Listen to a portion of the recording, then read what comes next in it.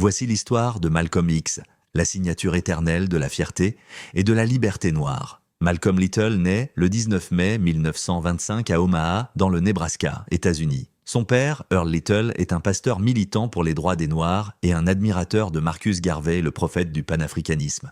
Mais son engagement lui coûte cher. Il est persécuté par les suprémacistes blancs et meurt dans des conditions suspectes quand Malcolm n'a que 6 ans. Sa mère, Louise, sombrera dans la pauvreté et sera internée.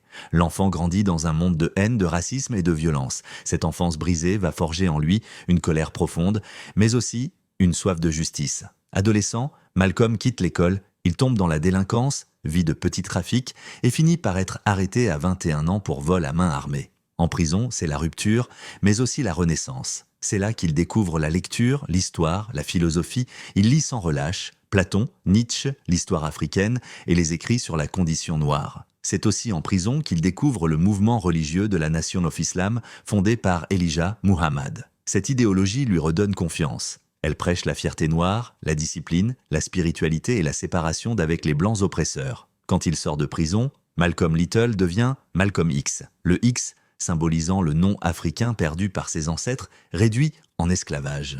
Dans les années 1950, Malcolm X devient le porte-parole national de la Nation of Islam. Charismatique, brillant et sans peur, il attire des milliers de jeunes Afro-Américains désabusés. Il ne prêche pas la soumission, mais la conscience. Il ne parle pas de pardon, mais de fierté. Et ses mots résonnent comme un coup de tonnerre dans l'Amérique ségrégationniste. Vous ne pouvez pas avoir la paix sans la liberté, ni la liberté sans la justice.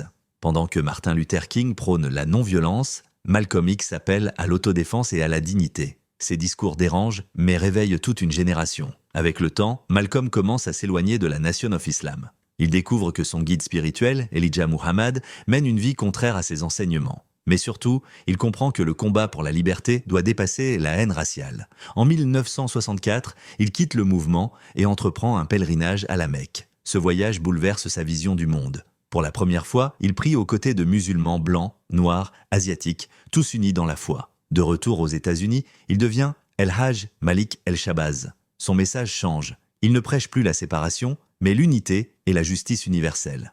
Je ne suis plus raciste. Je suis contre toute forme d'injustice, contre tout homme qui opprime un autre. Mais ce changement dérange. Ses anciens alliés le considèrent comme un traître, et ses ennemis politiques le craignent plus que jamais.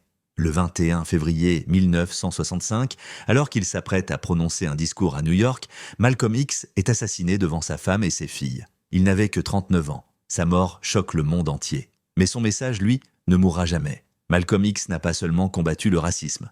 Il a libéré les esprits. Il a rappelé à tout un peuple qu'il avait le droit d'être fier